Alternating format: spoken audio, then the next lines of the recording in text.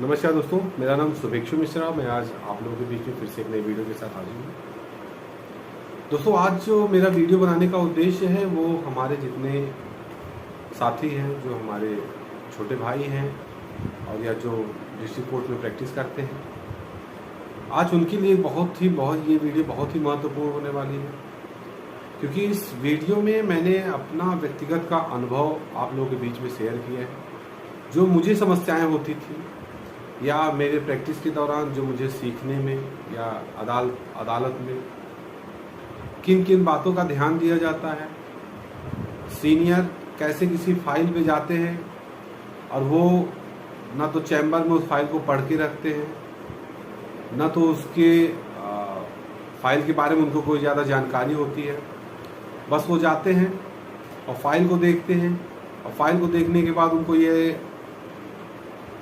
पता चल जाता है कि फाइल किस स्टेज पे है, फाइल में क्या करना है। तो बहुत सारी समस्याएं मेरे सामने भी आई। मुझे भी उस चीज़ को समझने में थोड़ा समय लगा। अपने सीनियर से डिस्कशन करके और स्वयं में मैंने अपने बेयर एक्ट से उस चीज़ को समझा, क्या ऐसी स्ट्रेंथ है या क्या चीज़ें हैं जो सीनियर को ये चीज़ें जानकारी होती है। क्योंकि जैसा कि मैंने अपनी पिछली वीडियो में मैंने आप लोगों को सबको बताया था कि हाँ, डिस्ट्रिक्ट कोर्ट या सेशन कोर्ट में या जिला न्यायालय में अगर आपको प्रैक्टिस में कितने प्रकार के ट्रायल उसमें फेस किए जाते हैं, तो एक बार फिर से मैं मेमोराइज करवा दे रहा हूँ। 4 प्रकार के ट्रायल होते हैं जो कि जिला न्यायालय में प्रैक्टिस करने वाले अधिवक्ताओं के लिए बहुत ही आवश्यक है। और उन 4 प्रकार के ट्रायल में आप किस ट्रायल में जा रहे हैं, चाहे वो सेशन का हो, चाहे वो लोअर कोर्ट का हो, चाहे वो समन हो, चाहे समरी ट्रायल हो, तो आपको फाइल देखना या फाइल को समझना जरूर आना चाहिए। दोस्तों, मेरी बातों से हो सकता है कि कुछ लोगों को समझ में ना आता हो कि मैं कहना क्या चाह रहा हूँ, लेकिन क्योंकि कोर्ट में फाइलें होती हैं और उम्मीद है कि मैं आप लोगों को समझाने में बेहतर तरीके से मैं आपको लोगों को समझा पाऊंगा। जो कोर्ट में फाइल होती है, फाइल के बारे में, जिससे जब आप एक अधिवक्ता हैं, कोई क्लाइंट आया आपको बताया कि सर चलिए हमारी फाइल देख लीजिए, मैं आपको अपना अधिवक्ता नियुक्त करना चाहता हूं और देखिए हमारी फाइल में क्या हुआ है, क्या करना है, आज से आप हमारे अधिवक्ता रहेंगे। अब आपको डेट तो पता नहीं है या फाइल का किसी बारे में आपने पढ़ा है नहीं, तो आप क्या करेंगे, जो आपकी प्रैक्टिस है या जिस आपको पता चला कि सेशन की फाइल देखने जाना है या वारंट ट्रायल की लोअर कोर्ट में फाइल देखने जाना है, तो सबसे पहले आपको ये समझ में आना चाहिए कि ऑर्डर सीट को कैसे समझा जाता है। और ऑर्डर सीट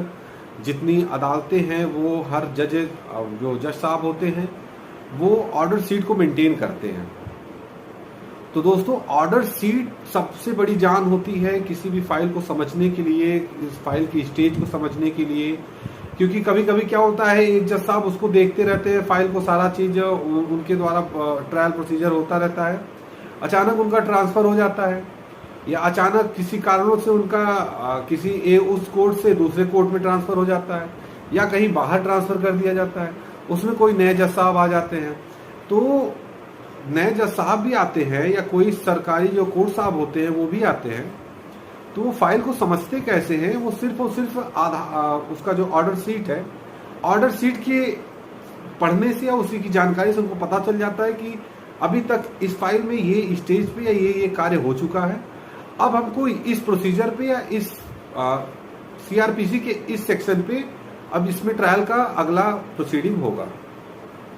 ये चीज बहुत ही महत्वपूर्ण है मेरे दोस्तों, मेरे छोटे भाई या मेरे साथी जो कि अधिवक्ता सेशन न्यायालय या कोर्ट में, डिस्ट्रिक्ट कोर्ट में, जिला कचहरी में एक चीज की प्रैक्टिस कर रहे हैं, और उनके लिए भी बहुत आवश्यक है जो कि हाई कोर्ट में, अपील में या किसी प्रकार से अपने लिए हो सकता है वो उनका डिस्ट्रिक्ट कोर्ट का कम काम हो, लेकिन उनको जब तक जानकारी नहीं होगी कि हाँ इस सेक्शन में या इस ऑर्डर सीट के माध्यम से या इतने से इतने ड्यूरेशन में इस चीज का हुआ, उसकी जानकारी होना बहुत जरूरी है। कुल मिला के जो मैं बात आप लोगों को समझाना चाहता हूँ वो है ऑर्डर सीट से संबंधित फाइल के मुआयने में, फाइल में क्या पेपर लगा हुआ है, क्या चीजें उसमें दाखिल की गई हैं, क्या आपके लिए महत्वपूर्ण है, क्या विपक्ष के लिए महत्वपूर्ण है, या कैसे समझा जाए कि हाँ फाइल में क्या क्या क्या चीजें अभी तक प्रोसीडिंग में आ चुकी हैं। तो दोस्तों सबसे पहली चीज तो आप लोगों को एक चीज ध्यान देना होगा, जो पेपर में जो फाइल में इंडेक्स बनता है वो सबसे ऊपर एक पेज में पेज कार के माध्यम से उस चीज को नोट किया जाता है जितनी की, जैसे जब चार्जशीटेड होती है केस डायरी, फिर केस डायरी के बाद उसमें कौन सा पेपर लगा उसके बारे में, ऐसे स्टेप बाय स्टेप एक एक पेपर का दाखिला उस इंडेक्स में पेशकार द्वारा उसको अंकित कर दिया जाता है, दिखा दिया जाता है, ताकि भविष्य में या किसी प्रकार से उस पेपर में उस फाइल से कोई पेपर गायब न किया जा सके और आप आसानी से ये जान लें कि हाँ किस नंबर पे किस पॉइंट पे हमारा क्या पेपर रखा हुआ है। जैसे जब PW1 का एग्जामिन होगा, PW1 का चीफ दर्ज होगा, तो उसमें भी इंडेक्स में बना के लिख देते हैं कि PW1 एग्जामिन हो चुके हैं। PW2 के लिए भी लिख दिया जाता है। मान लीजिए कोई एप्लीकेशन पड़ती है, कोई ऐसा कागज पड़ता है, कोई ऐसा डॉक्यूमेंट लगाते हैं, फेयर लिस्ट के माध्यम से लगाते हैं, तो सारी चीजें इंडेक्स में बना के उसको लिख देते हैं। तो आप लोग भी इस चीज को जरूर जाके फाइल में देखिए कि फाइल में इंडेक्स पेशकार इंडेक्स कहाँ पे बनाए हुए हैं, फिर इंडेक्स कैसे बना हुआ है। और दूसरी चीज, आप ऑर्डर शीट को पढ़ना बहुत अच्छे से जान लीजिए, पूरी की पूरी आप समझ लीजिए कि आपको बहुत मजबूती आएगी, बड़ा कॉन्फिडेंस होगा कि अपनी बात को पेश करने के लिए, अपनी बात को बताने के लिए, न्यायालय को कन्विंस करने के लिए आप लोग बहुत महत्वपूर्ण होगा। तो उम्मीद है दोस्तों कि आप लोग इस वीडियो से बहुत प्रसन्न हुए होंगे, और अगर आप लोगों को कोई समस्या होती है या कोई प्रॉब्लम होती है तो कमेंट के माध्यम से आप हमसे उसके बारे में जानकारी ले सकते हैं। और जो सारी वीडियो है हमको फॉलो करते रहिए, हमको सब्सक्राइब करते रहिए और ऐसे ही अपना प्यार बनाए रखिए। बहुत बहुत धन्यवाद। शादा प्रणाम आप सभी।